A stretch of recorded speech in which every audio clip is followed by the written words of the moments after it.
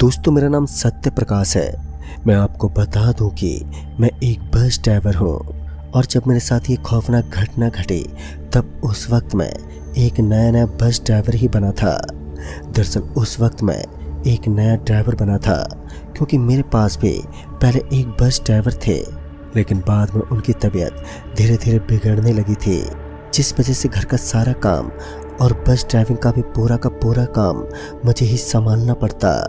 पहले तो हम स्कूल के कुछ बच्चों को स्कूल से घर पर छोड़ने का काम करते हैं, लेकिन बाद में हमारा ये रूट चेंज कर दिया गया।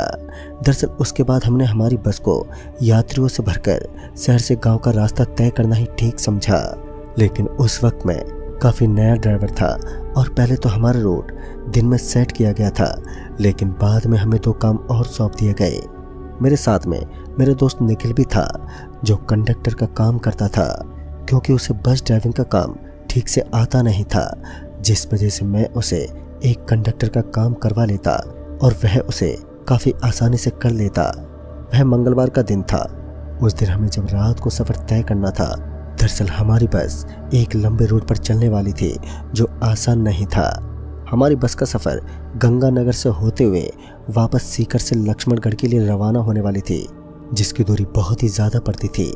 यह सफ़र काफ़ी लंबा होने वाला था, लेकिन जब हम पहले दिन रवाना हुए तो हमारी रोडवेज बस के अंदर हमें कुछ ज़्यादा यात्री नज़र ही नहीं आए, लेकिन सीतापुर गांव में हमारी बस के अंदर काफ़ी सारे लोग एक साथ बैठ गए और फिर वह वहां से लगभग 11 किलोमीटर की दूरी से पहले ही सभी के सभी उतर गए। फिर उनमें से एक आदमी हमारे पास आया और बोला, भाई साहब, आगे का रास्ता बहुत प्रेस से श्रापित है, तो कृपया आप 1 घंटे की देरी से चलेंगे तो ही अच्छा होगा। लेकिन मैं और मेरा दोस्त निखिल कहाँ इन बातों को मानने वाले थे, लेकिन हैरान की बात तो ये थी कि वह सभी लोग एक साथ उसी जगह पर उतर गए। अगर हम उनकी बात मान भी लेते तो हमें आगे से कोई फ़ायदा नहीं होता। दरअसल इस वक्त हमारी बस को सरकारी बस के रूप में तब्दील कर दिया गया था। अगर थोड़ी बहुत देरी कर देते तो हमारी सैलरी काट ली जाती और ऊपर से बस के अंदर जाने वाली सवारी भी शायद थक हार कर वापस घर लौट जाती। उस वक्त अंधेरे में मानो पूरा जग डूब सा चुका था। चारों तरफ एकदम सन्नाटा पसरा हुआ था। चारों तरफ का माहौल एकदम सुनसान बना हुआ था। आज ऐसा लग रहा था मानो सिर्फ और सिर्फ अंधेरे के अलावा इस दुनिया में कोई और चीज़ मौजूद ही नहीं है। हम लोग वहाँ से थोड़ी दूर आगे गए ही थे कि हमने देखा कि सर्दी की उस रात में एक आदमी काला कंबल ओढ़े हुए हमारी बस के सामने खड़ा हुआ हमें नज़र आने लगा। फिर जब हमारी नज़र उस पूरे बस स्टैंड पर पड़ी तो हमने देखा कि वहाँ चारों तरफ काफ़ी सारे लोग बैठे हुए थे जो बिल्कुल उसी आदमी की तरह दिखाई पड़ रहे थे। दरअसल उन सभी ने बिल्कुल सेम एक जैसी कंबल ओढ़ रखी थी और उनके शरीर का आकार भी बिल्कुल एक जैसा ही लग रहा था, लेकिन मैंने उनकी इन चीज़ों पर ज़्यादा ध्यान नहीं दिया। और फिर निखिल ने उन्हें अंदर बैठने का इशारा किया और फिर वह सभी लोग अचानक से बस के अंदर बैठ गए। निखिल ने सोचा कि इतने ज़्यादा लोग नहीं हैं तो मैं उनसे बाद में किराया ले लूँगा। फिर मैंने उनसे पूछा, भाई साहब, आपको कहाँ जाना है? तो पहले तो उनमें से किसी ने भी मुझे जवाब नहीं दिया। बाद में एक आदमी बोल पड़ा, वो भाई साहब, हम लोगों को गंगानगर जाना है।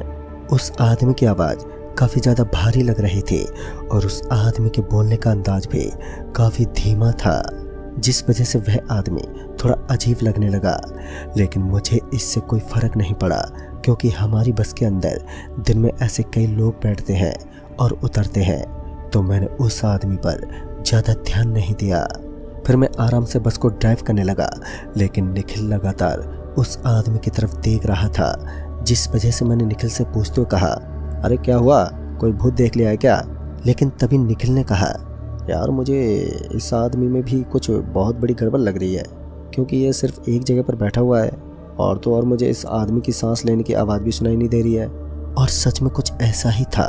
पूरी बस के अंदर एकदम सन्नाटे का माहौल छाया हुआ था, जिस वजह से बस एक ज़बरदस्त चुप्पी के सन्नाटे में डूबी हुई थी। लेकिन वो कहते हैं ना, इंसान को किसी चीज़ से इतना ज़्यादा मतलब भी नहीं रखना चाहिए। फिर हम लोगों ने उन पर ज़्यादा ध्यान नहीं दिया। फिर जब गंगानगर का बस स्टैंड आने ही वाला था तो हमने पीछे पलट कर देखा तो वहाँ पर हमें सिर्फ एक आदमी दिखाई दिया। हमें तो समझ ही नहीं आया कि आखिर अचानक से सारे यात्री कहां पर गायब हो गए, क्योंकि हमें हमारी आंखों के सामने सिर्फ एक ही यात्री नजर आ रहा था। लेकिन कुछ देर के बाद हम एक बार फिर पीछे पलटकर देखने लगे तो हमने पाया कि पीछे तो सारे यात्री बैठे हुए थे। फिर हमें लगा कि नींद की वजह से हमारे साथ ऐसा हो रहा है, क्योंकि आज हमारी नींद पूरी नहीं हुई। उस वक्त रात के लगभग 2 बज रहे थे। चारों तरफ फैला हुआ ये डरावना माहौल हमें अंदर ही अंदर थोड़ा डर महसूस करवा रहा था, जिस वजह से हमें थोड़ा डर तो लग रहा था, लेकिन मैं किसी भी तरह अपनी बस को ड्राइव करने लगा। फिर निखिल किराया लेने के लिए उस व्यक्ति के पास पहुंच गया। निखिल उस व्यक्ति के पास पहुंचा और बोला, भाई साहब अभी आपका बस स्टैंड आने वाला है, तो आप जल्दी से जल्दी किराया दे दीजिए। निखिल की बात मानो उस आदमी के कानों में ना पड़ी हो। दरअसल उसने पलटकर एक भी जवाब नहीं दिया। निखिल को लगा कि शायद वह गहरी नींद में है, जिस वजह से वह उसकी बातों को सुन नहीं पाया।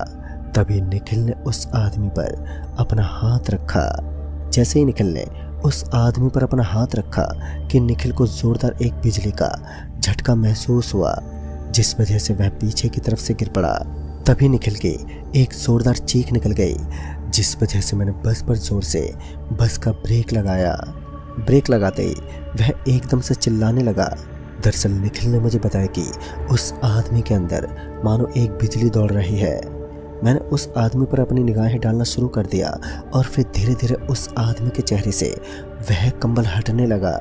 लगातार 4 घंटे का सफ़र करने वाले उस आदमी जिसका चेहरा मैं अभी तक देख पाने में सफल नहीं रहा, लेकिन अब धीरे धीरे उसका चेहरा जिसके ऊपर से वह कंबल हटने लगा। और फिर जब मैंने उसका चेहरा देखा तो मानो मेरा पूरा शरीर पसीने से तरबतर होने लगा। दरअसल मैंने देखा कि उसका चेहरा कुछ अजीब प्रकार का था, जैसा कि किसी इंसान के मुंह पर तेजाब डाल दिया है। दरअसल उसका चेहरा जला हुआ था। फिर जब मेरी नज़र उसके हाथों पर पड़ी तो मेरी आंखें फटी की फटी रह गईं। दरअसल मैंने देखा कि उसके हाथों के नाखून काफ़ी लंबे लंबे नज़र आ रहे थे। उन नाखूनों के ऊपर लाल लाल कुछ लगा हुआ था। मुझे लगा कि शायद वो खून था। खैर मैंने उस चीज़ पर तो ज़्यादा ध्यान नहीं दिया और फिर मैं बस से कूदने लगा। लेकिन तभी मुझे अपने दोस्त निखिल का ख्याल आया कि अगर मैं नीचे कूद गया तो फिर उसका क्या होगा। फिर मैं किसी तरह से उस बस का जोर से एक्सीलेटर दबाने लगा, लेकिन तभी मेरे दोस्त निखिल ने मुझे नीचे कूदने का इशारा किया। दरअसल वह बस के दरवाजे से नीचे कूद गया था, लेकिन जब हम नीचे कूद गए तो हमने देखा कि अब वह हमारे सामने बिल्कुल वैसा ही एक और आदमी खड़ा हुआ दिखाई पड़ रहा था, और उसके पीछे तो उसकी पूरी पलटन खड़ी हुई नजर आ रही थी, जिन्हें देखकर मेरे तो होश ही उड़ गए। सच में वह अब दिल दहला देने वाला नज़ारा देखने में काफ़ी डरावना लग रहा था। मेरे दोस्त निखिल ने मुझे जल्दी से जल्दी यहाँ से भागने का इशारा किया, लेकिन हम दोनों जब वहाँ से भागने की कोशिश कर रहे थे तो हमारे पैर जम चुके थे। दरअसल हम दोनों अपनी पूरी ताकत लगाकर भी वहाँ से भाग पाने में सक्षम नहीं थे। तभी हमें एक आवाज़ सुनाई दी। वैसे तो इनसे बचना कोई आसान काम नहीं है, लेकिन तुम लोग कोशिश ज़रूर कर सकते हो।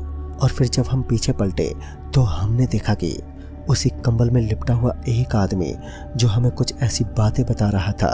दरअसल वह आदमी हमारे बिल्कुल पीछे खड़ा था और वो यहाँ की सारी बातें बताने लगा। उसने बताया कि वह भी एक बस ड्राइवर था और उसकी भी मौत उन कंबल वाले आदमियों की वजह से हुई थी। दरअसल वह किसी भी इंसान को ख़त्म करके उसे अपनी टीम का हिस्सा बना लेते हैं। दरअसल उनको जो भी लिफ्ट देता है वह उसको मौत के घाट उतार देते हैं। दरअसल उस आदमी ने बताया कि अब हमें किसी भी प्रकार से गंगा नगर पहुंचना होगा। दरअसल गंगा नहर में गंगा नदी का एक पवित्र स्थान है और शायद उसी की वजह से हमारी आत्मा उन भयानक राक्षसों के चंगुल से बच सकती थी। यानी कि अब हमें किसी भी प्रकार से गंगानगर पहुंचना होगा। फिर मैंने अपने कदम पीछे बढ़ाने शुरू किए और इस बार मेरे कदम आसानी से पीछे की तरफ चलने लगे।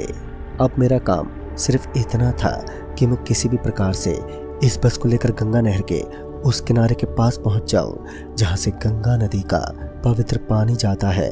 और फिर मैंने भी वही किया, लेकिन अचानक से स्टीयरिंग अपने आप ही रोल होने लगा। दरअसल ऐसा लग रहा था मानो वह मेरे कंट्रोल में ही नहीं था, लेकिन मैंने भी भगवान का नाम लेते हुए बस को ड्राइव करने की पूरी कोशिश की। और इस बार मैं सफल भी हुआ। फिर लगातार 8 किलोमीटर के खौफनाक सफ़र के बाद अंततः हम लोग उस जगह पर पहुंच ही गए जहां पर हमें पहुंचना था। और जैसे मैंने उस बस को नदी के किनारे पर खड़ा किया तो अचानक से वह सारे लोग एकदम से गायब हो गए। उसके साथ ही मुझे भी एक राहत की सांस मिली। अब मेरा डर और खौफ एकदम दूर हो चुका था, क्योंकि उस वक्त हम गंगा नदी के पवित्र स्थान पर थे। फिर हम लोग वहीं से सीधे एक पंडित बाबा के पास पहुंचे और उन्हें हमारे साथ हुई पूरी घटना के बारे में बताया। दरअसल वह पंडित बाबा वहीं के एक पुजारी थे। तभी उन्होंने हमें उस कड़कड़ाती हुई ठंड में गंगा नदी में डुबकी लगाने के लिए कहा, ताकि वो नकारात्मक शक्तियां हमसे दूर हो जाएं। फिर हमने वही किया जैसा कि उन बाबा ने कहा। उसके बाद हमें एक चैन की सांस मिली। फिर उन महात्मा जी ने हमारे कलाइयों पर एक एक धागा बांध दिया और फिर हम लोग बस लेकर वहां से तुरंत ही निकल पड़े। खैर दोस्तों, उस दिन हम दोनों की जान बच गई, क्योंकि उस आदमी ने हमारी काफ़ी सहायता की थी, जिस आदमी की मौत कुछ ही दिनों पहले एक बस के अंदर हुई थी। तो दोस्तों, इस कहानी में बस इतना ही। कहानी आपको पसंद आई हो तो लाइक शेयर ज़रूर करें और साथ ही हमें कमेंट बॉक्स में ज़रूर बताएं। तो मैं आपका दोस्त राजकुमार जल्दी ही मिलूँगा ऐसी ही एक और नई कहानी के साथ। तब तक के लिए बाय एंड टेक केयर।